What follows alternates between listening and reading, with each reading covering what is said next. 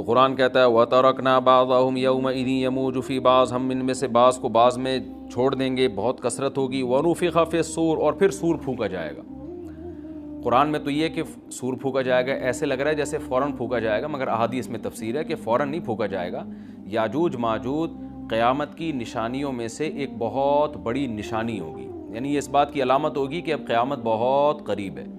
تو حضرت عیسیٰ ابن مریم علیہ السلام جب نازل ہوں گے، میں تھوڑی سی ترتیب بیان کر دیتا ہوں کہ کیونکہ بات یاجوج ماجوج کی چل رہی ہے تو اس سے منسلک جو واقعات ہیں جو اس دور میں ہوں گے وہ بھی میں اسی لیکچر کے ضمن میں بیان کر دیتا ہوں۔ ہمیں صحیح حدیث سے یہ پتہ چلتا ہے کہ قرب قیامت میں جب مسلمان بہت کسمہ پرسی میں ہوں گے تو خراسان سے لشکر اٹھے گا۔ خراسان یہ افغانستان اور ایران کا حصہ، اس علاقے کو نبی صلی اللہ علیہ وسلم کے دور میں خراسان کہا جاتا ہے، جس میں قندھار بھی آتا ہے، ایران کا بھی حصہ آتا ہے اس میں۔ تو یہاں سے لشکر اٹھے گا، مجاہدین لڑیں گے، بہت بڑی تعداد میں دنیا میں جہاد ہوگا، کیونکہ مسلمان ظلم کی چکی میں پس کے تنگ آ چکے ہوں گے، اور لڑتے لڑتے حدیث میں آتا ہے اتنی بڑی بڑی لڑائیاں ہوں گی کہ 1/3 مسلمان شہید ہو جائیں گے اس میں، 1/3 مجاہدین جو لڑنے والے ہوں گے، اور 1/3 جو ہوں گے وہ میدان جنگ سے بھاگ جائیں گے، اور 1/3 کو اللہ فتح عطا فرمائے گا۔ تو جو 1/3 میدان جنگ سے بھاگ جائیں گے، نبی صلی اللہ علیہ وسلم نے فرمایا ان کی توبہ کبھی قبول نہیں ہوگی۔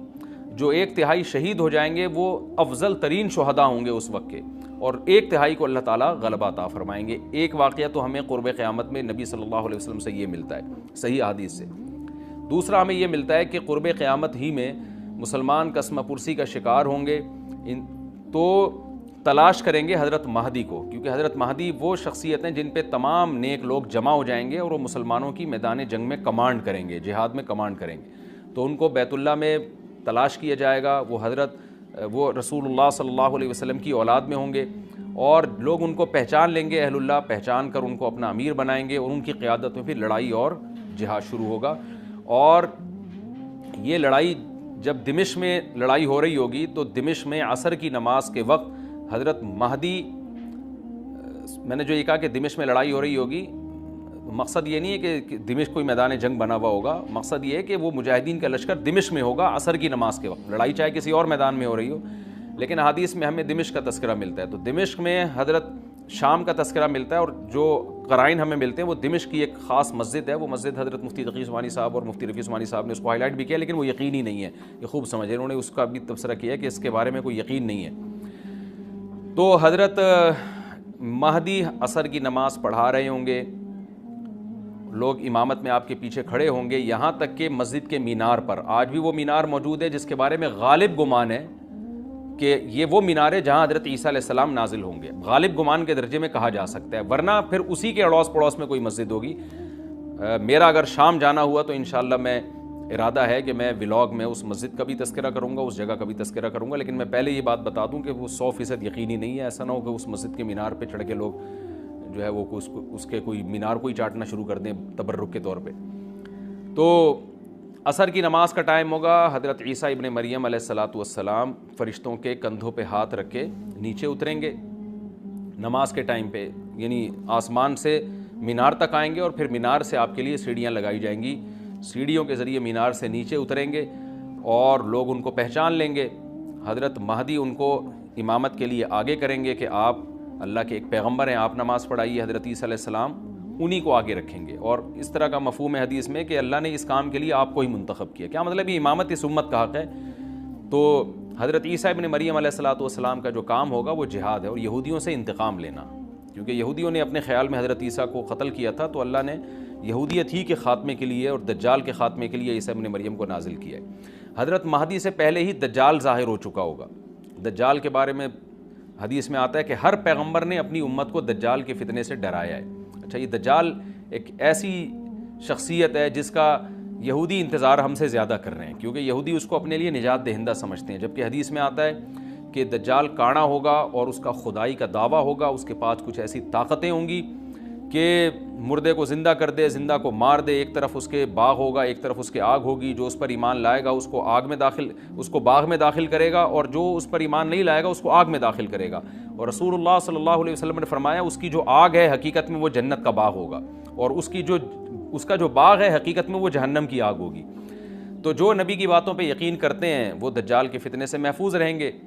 اور حدیث میں سورہ کہف کی بھی تلاوت کا حکم ہے، جمعے کے دن جو کہف کی تلاوت کرتا ہے اللہ اس کو دجال کے فتنے سے محفوظ رکھتا ہے۔ اب آپ دیکھیں یہ سورہ کہف میں ہی قیامت کی علامات کا تذکرہ ہے نا، تو شاید اسی وجہ سے کیونکہ جو سورہ کہف پڑھتا رہے گا وہ یاجوج ماجوج کے واقعات بھی پڑھتا رہے گا اور اللہ کی قدرت کے واقعات بھی پڑھتا رہے گا، تو دجال کے فتنے سے اللہ اس کو اس برکت سے بچا کے رکھیں گے، فتنے سے محفوظ رکھیں گے۔ تو وہ ایسی طاقتیں دکھائے گا، بے وقوف لوگ اس پہ ایمان لے آئیں گے۔ حدیث میں آتا ہے کہ کاڑا کبھی بھی خدا نہیں ہو سکتا، یعنی اس کی تو ایک آنکھ ہوگی نہیں، لیکن بے وقوف لوگ اس کے یہ کچھ ظاہری کمالات دیکھیں گے، یہ نہیں دیکھیں گے کہ یہ تو شکل بھی اس کی اچھی نہیں ہے، یعنی خدا کم از کم جمال والا ہوتا ہے نا، یہ تو ہے بھی کانا، اور اس کے بڑا بڑا کافر بھی لکھا ہوا ہوگا واضح طور پر جس سے پتہ چلے گا۔ لیکن احمق اور بیوقوف لوگ جیسے روحانی عاملوں کے کچھ شعبدے دیکھ کر ان پہ سے متاثر ہو جاتے ہیں نا، روحانی عاملوں کے شعبدے دیکھ کے، تو ایسے ہی دجال کے شعبدے دیکھ کے متاثر ہوں گے۔ تو بہت لوگوں کو، خلقت کو، بہت بڑی امت کو گمراہ کرے گا دجال، اہل اللہ کو اللہ تعالیٰ اس کے فتنے سے محفوظ رکھے گا۔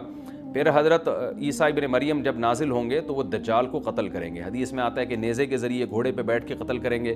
علماء نے اس حدیث کا دو مطلب بیان کیے ہیں کہ یا تو اس کا مطلب یہی ہے کہ واقعی گھوڑے پہ بیٹھیں گے، نیزہ استعمال کریں گے، زمین جو ہے وہ اتنی پہلے اس سے جنگیں ہو چکی ہوں گی کہ لوگ دوبارہ تلواروں گھوڑوں کی طرف آ جائیں گے۔ اس بات کا امکان ہے، ہر ملک ایٹمی طاقت بن چکا ہے، تو اگر یہ ایٹم بم سارے ملک آپس میں چلا دیں تو ہم دوبارہ گدے گھوڑوں والی زندگی پر آ جائیں گے، ٹیکنالوجی ساری تباہ و برباد ہو جائے گی، انسان کی ترقی۔ تو اس بات کا بھی امکان ہے کہ کوئی اس سے پہلے ہو سکتا ہے کوئی ایسی جنگ عظیم ہو کہ انسانیت دوبارہ پہاڑوں پتھروں کے دور میں آ جائے۔ لیکن ظاہر یہ معلوم ہوتا ہے کہ رسول اللہ صلی اللہ علیہ وسلم نے جو کلام کیا ہے، ظاہر ہے اس دور کے لحاظ سے جو لوگوں کے جہاں تک جو لوگوں کی مینٹل اپروچ ہے وہاں تک، تو نبی صلی اللہ علیہ وسلم میزائل یا اور ٹینکوں کا تذکرہ کرتے تو کیا سمجھ میں آتا؟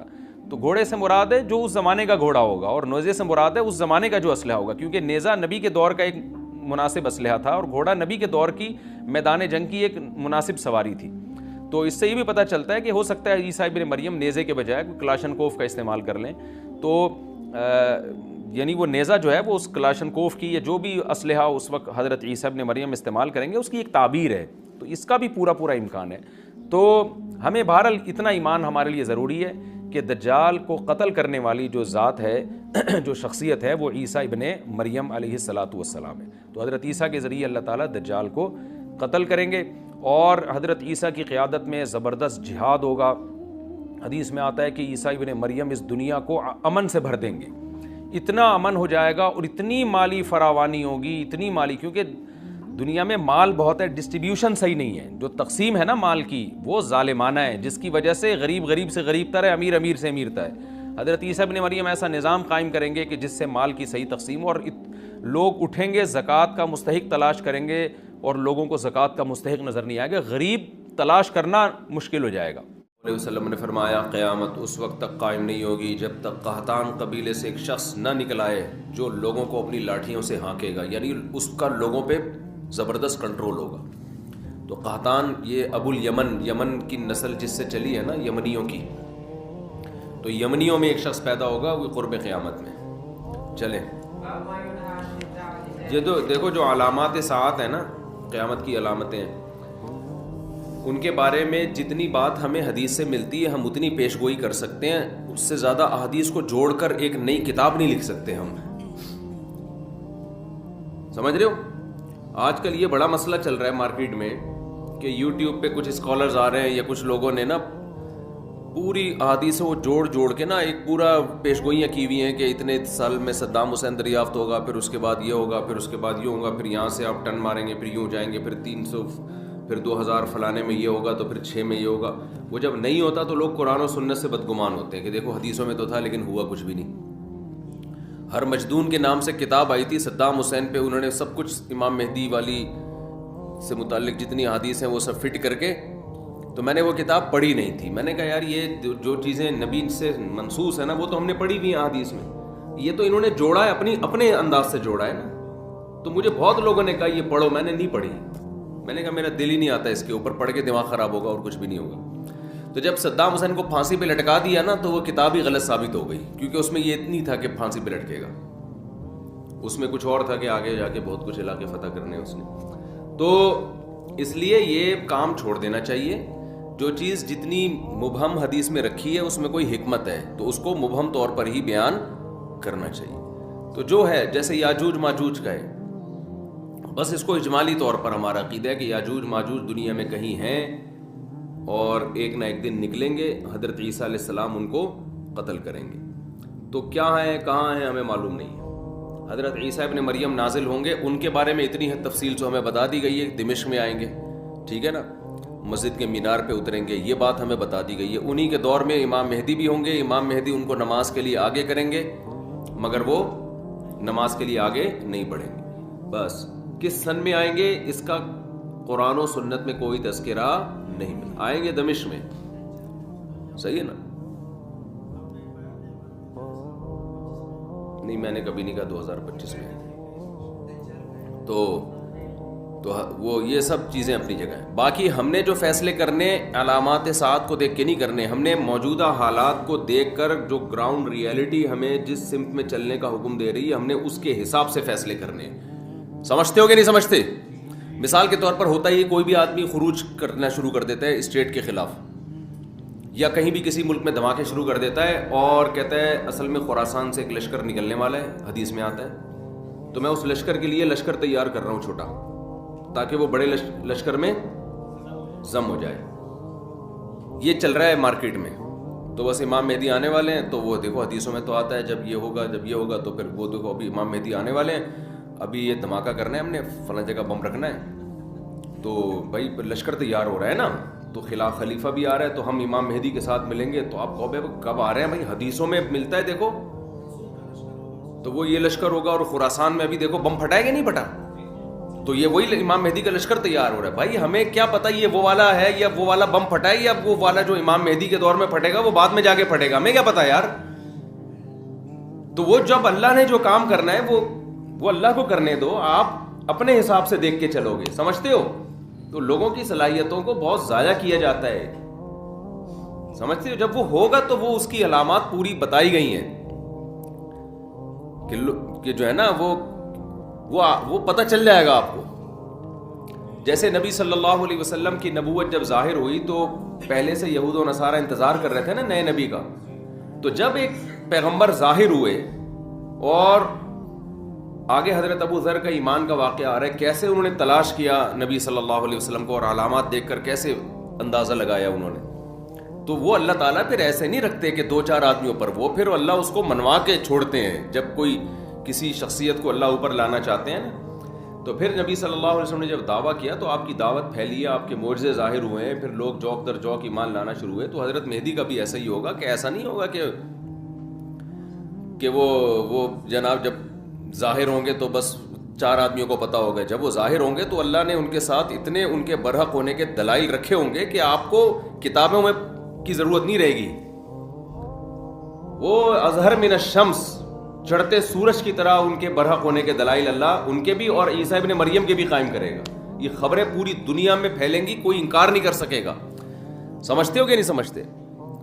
تو کیونکہ ان کے ساتھ پھر ساتھ دینا واجب ہوگا نا. تو پھر اللہ اپنے بندوں کو ایسے نہیں، جیسے عیسیٰ علیہ السلام نے جب نبوت کا دعویٰ کیا نا، یا حضرت مریم نے کہا کہ یہ ولد الزنا نہیں ہے معاذ اللہ، تو اللہ میاں نے ایسے ہی نہیں چھوڑ دیا. حضرت عیسیٰ ماں کی گود میں پورے یہودیوں کے مجمع کے سامنے بولے ہیں. وہ تواتر کے ساتھ پھر بنی اسرائیل میں خبر پھیلی ہے کہ بچہ ماں کی گود میں بولا ہے کہ میں انی عبداللہ آتانی الکتاب وجعلنی نبیا. تو اتنا تواتر کہ جس میں جھوٹ کا امکان ہی ختم ہو جائے. ایک آدمی نے نہیں کہا کہ میں نے بچے کو ماں کی گود میں بولتے ہوئے دیکھا ہے. پورے یہود کے بڑے بڑے جتنے بھی علماء صلحاء سارے اس مجمع میں موجود تھے، سب کے سامنے عیسیٰ ابن مریم نے گواہی دی ہے. اور پھر صرف اتنا بھی نہیں، اس کے بعد کنٹینیو مسلسل آپ کی نبوت کی شہادتیں ملتی رہی ہیں ان کو. تو اللہ تعالیٰ پھر تبھی تو دیکھو یہ جو آج یورپ میں اتنا گوروں نے حکومت کی ہے نا اتنی بڑی دنیا پر، تو یہ کیا تھا؟ یہ عیسائیت کی بیس پہ ریاستیں خلافتیں قائم ہوئی نا. آج جو پورا یورپ ہے، یہاں جب گورے آئے انہوں نے مذہب کو نکال دیا تو یہ ان کی حکومتیں مذہب کی بیس پہ ہی تو قائم ہوئی تھیں کہ پیچھے ایک پیغمبر کا نام استعمال کیا نا انہوں نے، عیسیٰ ابن مریم کا. یار رہنے دو. دیکھو دنیا میں اتنے بڑی پاورفل ریاست قائم کرنا، اس کے لیے ٹھیک ٹھاک قربانی چاہیے. بے تحاشا گاجر مولی کی طرح کٹے ہوں گے. تو اس کٹنے کے پیچھے ایک سچے پیغمبر کی موٹیویشن تو ہو سکتی ہے، بغیر اس موٹیویشن کے کوئی نہیں کٹتا اس طریقے سے. تو یہ عیسیٰ ابن مریم کا نام تھا جس کی بیس پر عیسائیت نے دنیا میں راج کیا ہے، ورنہ یہ نہ بنتا یہ آج پورا لندن اور یہ فرانس اور یہ جتنے بھی یورپ کے کنٹریز ہیں. اور اس کے لیے تو ہمارے ریاستیں بھی انہی کے ہاتھ میں تھی نا، اتنے پھیلے دنیا میں، ماضی کی بات کر رہا ہوں. تو یہ سارا اس کے پیچھے تو یہ موٹیویشن اتنی بڑی انسانیت کو مل کیسے گئی؟ تو وہ اخبار متواترہ سے ملتی ہے، اخبار آحاد سے نہیں ملتی. یعنی لاکھوں لوگ بیان کر رہے ہوتے ہیں، ہم نے اپنی آنکھوں سے دیکھا ہے حضرت عیسیٰ کی تعلیمات بھی اور ان کی سیرت بھی. اس کے بعد جا کے لوگ، جیسے نبی صلی اللہ علیہ وسلم کا تھا، تو اس کے بعد جب اسلام آیا تو پھر وہ کتنی بڑی بڑی ریاستوں سے تھوڑے تھوڑے مسلمانوں کی جنگیں ہوئی ہیں. تو وہ کیوں فتح ہوئی؟ ان کے پیچھے رسول اللہ صلی اللہ علیہ وسلم کی شخصیت تھی، تو لوگ ان پر ایمان لے کر آئے. تو یہ ایمان اتنا پاورفل تھا کہ یہ 2-4 خبروں والا ایمان نہیں تھا. ہزاروں لوگوں نے آپ کی سیرت کو دیکھا، پھر لاکھوں نے اس کو نقل کیا. تو وہ جو موٹیویشن ملی اس سے پوری، یہ پہلے بنو امیہ کی خلافت، اندلس کی خلافت، بنو عباس کی خلافت، پھر خلافت عثمانیہ، یہ ساری چیزیں سمجھتا ہے کہ نہیں سمجھتا؟ اور آج بھی جو جنگیں ہو رہی ہیں، اگر مسلمان زندہ باقی رہ گئے ہیں تھوڑے سے، تو اس کے پیچھے مذہب کی موٹیویشن ہے. تو یہ جعلی چیزوں کی موٹیویشن اتنی پاورفل نہیں ہوتی. بتانے کا مقصد یہ ہے. تو یہ خود یہ جو سب سے پہلے یہودیوں نے دنیا پہ حکومت کی، پھر عیسائیوں نے، پھر اسلام نے، تو ہمیشہ بڑی بڑی ریاستیں آسمانی مذہب ہی کی قائم ہوئی ہیں. تو خود یہ بات بھی آسمانی مذاہب کے سچے ہونے کی دلیل ہے. کسی باطل بیس پر اتنی بڑی ریاستیں قائم ہوتی نہیں ہیں، کیونکہ اس کے لیے ٹھیک ٹھاک قربانی چاہیے. وہ قربانی حب مال اور حب جاہ والے دیتے نہیں ہیں، الا یہ کہ پاور بہت ہو تو پھر دے دیتے ہیں. وہ پھر تو قربانی رہتی نہیں نا. عمرو ابن دینار کہتے ہیں، حضرت جابر بن عبداللہ رضی اللہ عنہ کو یہ کہتے ہوئے سنا کہ ہم نے نبی کے ساتھ ایک غزوہ میں شریک ہوئے تو مہاجرین میں بھی کچھ لوگ آپ کے ساتھ آ گئے، حتیٰ کثروا، مہاجرین بہت ہو گئے. وکان من المہاجرین رجل اللعاب، مہاجرین میں ایک شخص تھا جو مزاح بہت کرتا تھا. ان کی عادت کیا تھی؟ مزاح کی. تو انہوں نے کیا کیا؟ فکسا انصاریا، کسی انصاری صحابی کے جو پشت ہے نا اس پہ ہاتھ مارا، کولوں پہ ہاتھ مارا ایسے مذاق میں. ان کو غصہ آ گیا. فغضب الانصاری غضبا شدیدا، بہت سخت غصہ آ گیا انصاری کو. حتیٰ تداعوا، ایک دوسرے کو بلانا شروع کر دیا، بھائی اس نے مجھے تنگ کیا ہے، آئے ہو بھائی ذرا اس سے انتقام لیتے ہیں. انہوں نے کہا، جب لڑائی شروع ہوئی تو انصاریوں نے کہا کہ یا الانصار، اے انصاریوں ادھر آ جاؤ. سارے انصاری جمع ہو جائیں، ان سے ہم نے جھگڑا کرنا ہے. تو مہاجر نے کہا کہ اے مہاجروں ادھر آ جاؤ. تو اب یہ قوم پرستی کی جنگ شروع ہو گئی نا بھائی. وہ کہہ رہے ہیں کہ جو بھی انصار ہیں وہ ادھر آ جائیں. مہاجروں نے کہا جو مہاجر ہیں ادھر آ جائیں. نبی صلی اللہ علیہ وسلم نے نکلے تو فرمایا، ما بال دعوی اہل الجاہلیہ، یہ جاہلیت والے دعوے کا کیا حال ہے؟ یہ کون سے تم باتیں کر رہے ہو؟ اب دیکھو یہاں قومیت کا استعمال کس کے لیے ہو رہا ہے؟ لڑوانے کے لیے. یہاں قوم پرستی تعصب ہے، حرام ہے، ناجائز ہے. نبی نے قوموں کے حوالے بھی دیے اور یہاں پر آپ قومیت سے منع کر رہے ہیں. ذرا سی جنگ ہو پنجابیوں میں اور ہم پٹھان ہیں، ہم پنجابی ہیں، اس موقع پہ یہ نعرہ ناجائز اور حرام. اور آج کل یہی چل رہا ہوتا ہے، ہم بھی ہیں، ہم بھی پنجابی ہیں، ہم بھی پٹھان ہیں، ہم بھی مہاجر ہیں. تو ایک دم ایسی جنگ چھڑتی ہے کہ پھر لاشیں اٹھانا مشکل ہو جاتا ہے. ایسا مذاق بھی ٹھیک نہیں ہے نا. تو بس غلطی ہوئی نا ان سے، تو ان کو تھوڑی پتا تھا کہ یہ ہو جائے گا. تو آپس میں بھی ایسے مذاق نہ کیا کرو بھائی. اچھا بھائی، نبی صلی اللہ علیہ وسلم نکلے، فرمایا فقال النبی صلی اللہ فخرج النبی فقال، بھائی یہ حدیث کل پڑھیں گے استاد جی، آ نہ جائیں، نہیں آئیں گے تو پھر مکمل کر لو. تو میرے بھائی فقال النبی تو نبی صلی اللہ علیہ وسلم نے فرمایا ثم قال ما شانهم، آپ نے فرمایا کیا ہوا ان کو؟ فاخبر بکسعۃ المہاجری الانصاریہ، صحابہ نے بتایا کہ انہوں نے ایسے مذاق کیا تھا. اس کے بعد جنگ شروع. فقال نبی صلی اللہ علیہ وسلم دعوها فانها خبیثہ، آپ نے فرمایا اس نعرے کو چھوڑ دو، یہ خبیث ہے. یعنی قوم پرستی کا نعرہ کیا ہے؟ خبیث. ایک حدیث میں آتا ہے منتنا، بدبودار. وہ جو بچہ بکری کا بچہ نہیں پڑا ہوا ہوتا کچرے میں، مردہ بچہ، تو اس سے جو اس کو بھی منتنا کہتے ہیں نا، بدبو پھیلا رہا ہے، تو یہ قوم پرستی کا نعرہ کیا ہے؟ بدبودار. وقال عبداللہ بن ابی بن سلول، عبداللہ بن ابی بن سلول منافق کو موقع مل گیا، یہ خود بھی انصار میں سے تھا، اس کو موقع مل گیا بھائی اس جنگ کو تھوڑا کیا کرو، تھوڑا بھڑکاؤ یار، آگ لگاؤ، اس میں آگ لگاؤ.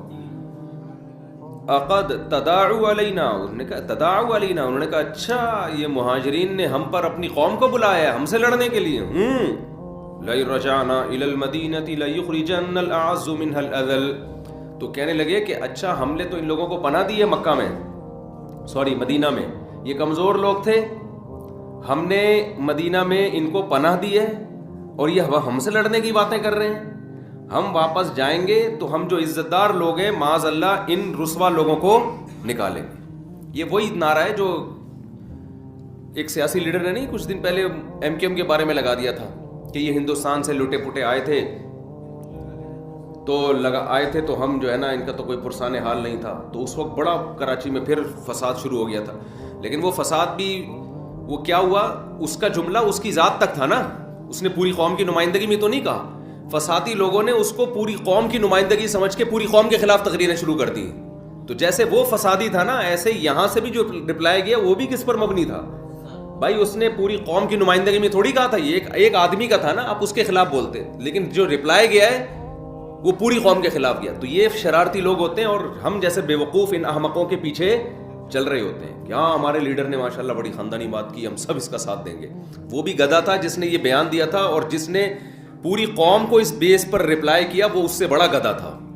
تو دونوں گدھے ایک جیسے تھے. تو ہم پڑھے لکھے اگر ہیں تو ہمیں ان گدھوں کو فالو نہیں کرنا. تو عبداللہ بن ابی بن سلول نے فوراً اس سے فائدہ اٹھا کے کہا کہ اچھا یہ لوگ تو کمتر لوگ تھے، ہمارے پاس آئے تھے لٹے پٹے اور ہم واپس جا کے ان کو نکالیں گے. تو حضرت عمر کھڑے ہو گئے. حضرت عمر نے عرض کیا یا رسول اللہ، حضرت عمر کا وہی اسٹائل تھا جو ہمیشہ سے رہا. حضرت عمر نے فرمایا لئن رجعنا، جب اس نے کہا تو حضرت عمر نے فرمایا الا تقتلوا هذا الخبيث. صحیح ہے نا. اب دیکھو حضرت عمر نے سارے انصار کو برا نہیں کہا، یہ خوب سمجھو، هذا الخبيث، خاص اس کی طرف اشارہ کر کے کہ یا رسول اللہ، دو روایتیں، ایک میں کہ آپ اس کو قتل کیوں نہیں کرتے، یا آپ مجھے اجازت دیں میں اس کی گردن اڑا دوں اس کی. یہ نہیں کہا کہ یہ انصار ایسے ہیں، یہ یوں ہیں، تو فلانا ہے، تو ہماری وجہ سے ان کو اسلام ملا ہے اور ہماری وجہ سے ان کو بھی تو فتوحات مل رہی ہیں. تو یہ سب نہیں کہا حضرت عمر نے. حضرت عمر نے خاص اس شخص کے بارے میں کہا کہ یہ فتنہ پھیلا رہا ہے، تو یا رسول اللہ آپ مجھے اجازت دیں میں اس کو قتل کر دوں اور اس خبیث کو قتل کر دوں. تو نبی نے فرمایا لا یتحدث الناس انه كان يقتل اصحابه، نا، اگر ان کو قتل کر دیا، مجھے بھی پتہ یہ نالائق شرارتی ہے، تو لوگ کہیں گے اگر میں نے قتل کر دیا، لوگ کہیں گے کہ محمد صلی اللہ علیہ وسلم اپنے ساتھیوں کو بھی قتل کر دیتے. کس قدر بہترین سیاست ہے دیکھو کہ وہی جو غیر مسلم ہے نا، وہ اپنے آپ کو اسلام میں محفوظ نہیں سمجھیں گے. وہ سمجھیں گے بھائی یہ انہی کا کلمہ پڑھتا ہے، انہی کے ساتھ جنگوں میں گیا ہے، اور کوئی بات پتہ نہیں کیا ہوئی اور گردن اڑا دی تو ہم بھی جائیں گے. تو ایسا نہ ہو بات بات پہ ہماری بھی گردن اڑائی جائیں. کتنا بڑا فسادی تھا، لیکن اس کے باوجود آخر دم تک نبی صلی اللہ علیہ وسلم نے اس بیس پہ قتل نہیں کیا کہ قوم پرستی کی جنگ بھی چھڑ سکتی ہے اس سے. اور دوسرا کیا ہوگا کہ جو مشرکین ہیں وہ اسلام میں ان کا داخلہ بھی رک سکتا ہے. تو یہ اس سے پتہ چلتا ہے کہ ہمیشہ جب بھی آپ کوئی فیصلہ کریں تو دو بڑی مصیبتوں میں سے چھوٹی مصیبت کو اختیار کرنا چاہیے.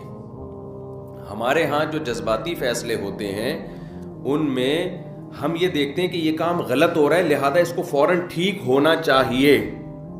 یہ نہیں سوچتے کہ اس کو ٹھیک کرنے کے چکر میں 4-6 جو ٹھیک کام ہے وہ بھی الٹے ہو جائیں گے. تو یہ زندگی کے ہر پہلو میں الحمدللہ ہمارا فیصلوں کی بنا یہی ہوتی ہے کہ بس یہ غلط ہے تو اس کو ٹھیک کر دو. جذباتی پن. جیسے میرا ایک بیان ہے کہ فرانس کا بائیکاٹ کرو نا، فرانس کی مصنوعات کا، میں نے پھر اس بیان سے رجوع کیا. استاد صاحب سے میں نے پہلے ایک بیان دیا تھا، فرانس میں گستاخی کے خاکے آئے تھے نا، تو میں نے اس بیان سے میں نے استاد صاحب سے کہا کہ ہم نے فرانس کے تو بائیکاٹ کرنا چاہیے، گستاخی کی ہے انہوں نے وغیرہ وغیرہ، ان کی مصنوعات کا بائیکاٹ کرنا چاہیے. میں نے بیان بھی دے دیا، وہ بیان چل بھی رہا ہے. تو میں نے استاد صاحب سے مشورہ دیا کہ اس کو بائیکاٹ کو ہمیں پھیلانا چاہیے. استاد صاحب نے کہا کہ دیکھو ہم نے فرانس نے ہمارا بائیکاٹ, ہم نے فرانس کا بائیکاٹ کیا نا, اتنا بڑا نقصان نہیں ہے. یہ سوچو فرانس نے ہمارا بائیکاٹ کر لیا تو کیا ہوگا. تو مجھے وہ بھینس والا لطیفہ یاد آیا کہ ایک آدمی نے بھینس کو جمال گوٹا کھلانا تھا. جمال گوٹا پائپ کے اندر رکھ کر طریقہ یہ تھا کہ بھینس کے منہ میں پائپ رکھ کے ادھر سے پھونک مارے. تو ہوا یہ کہ یہ اس کے پھونک مارنے سے پہلے بھینس نے پھونک مار دی, وہ سارا جمال گوٹا اس کے پیٹ میں اور یہ مر گیا. تو یہ بھی دیکھو کہ تم بھینس کے منہ میں پائپ رکھ کے پھونک مار رہے ہو, اگر اس نے پھونک ماری تو تم افورڈ کر سکتے ہو کہ نہیں کر سکتے. تو استاد صاحب نے فرمایا کہ یہ جو ہم بائیکاٹ کی مہم چلاتے ہیں اس میں یہ بھی دیکھا جائے گا کہ اگر انہوں نے ہمارا بائیکاٹ کر دیا ہم تو ویسے ہی معاشی بحران کا شکار ہیں. اگر یہ یورپ نے, امریکہ نے, ان لوگوں نے مل کے ہمارا بائیکاٹ کرنا شروع کر دیا تو ہم اس سے بھی جائیں گے جو اس حالت میں. تو استاد صاحب نے فرمایا میں یقینی طور پہ نہیں کہہ رہا کہ اس کے سائیڈ افیکٹ کیا ہیں, لیکن جب تک آپ نے اس کے سائیڈ افیکٹ پہ آپ پوری طرح غور نہ کرو آپ کو بیان داغنے کی اجازت نہیں ہے. اس کے بعد سے میں پھر بیان دے ہی نہیں رہا. یہ بڑی بصیرت کی بات ہے. حضرت نے یہ نہیں فرمایا کہ واقعی بائیکاٹ کرے گا یا بائیکاٹ کرنے کا ہمیں نقصان ہوگا, ہو سکتا ہے کوئی نقصان نہ ہو ہمیں, لیکن کہا کہ جب تک آپ کو نالج نہ ہو نا ان سب چیزوں کی, اتنی اپر لیول پہ جا کے یا ایسے لوگوں میں مل بیٹھ کے کہ حاکم کی مجبوری بھی تو ہو سکتی ہے نا بائیکاٹ. ہم تو کہہ رہے ہیں فرانس کے سفیر کو نکال دو بھائی, آپ اس سیٹ پہ جا کے بیٹھو گے تو آپ کو پتا چلے گا کہ میرے اندر نکالنے کا دم ہے بھی کہ نہیں ہے. نکال دیا تو میں افورڈ کر سکتا ہوں کہ نہیں کر سکتا. تو جذباتی تقریریں, روڈ بلاک کرنا, یوں کر دینا, یہ تو نیچے کے لوگ کر رہے ہوتے ہیں. جو اپر لیول پہ ہوتا ہے وہ کبھی غلط بھی کر سکتا ہے, 2 نمبری بھی کر سکتا ہے, لیکن بعض دفعہ وہ مجبور بھی ہوتا ہے. تو جب تک آپ نہ ملیں کسی سیاسی لیڈر سے اور جو اپنے حاکم سے, وہ جب تک آپ کو اس کے سامنے کیا مجبوریاں ہیں یا تو بیان دو ہی نہیں, دو تو پھر پورے پروسیس سے گزرنے کے بعد ایک رائے قائم کریں. آپ اس سے پہلے آپ کو رائے قائم کرنے کی اجازت نہیں ہے. سمجھتے ہو, یہ نبی کی سیرت سے ہی میں پتہ چلتا ہے. اتنا بڑا منافق تھا لیکن آپ نے گردن نہیں اڑائی اس کی, اس لیے کہ جو امیج دنیا میں جاتا وہ امیج اچھا نہیں جاتا. تو کس کو دنیا میں بتاتے کہ بھئی یہ منافق تھا, یہ 2 نمبر تھا, تو یہ تو اس کو ایکسپلین کرنا اچھا خاصا مشکل کام بن جاتا ہے. سمجھتے ہو کہ نہیں سمجھتے؟ ارشاد.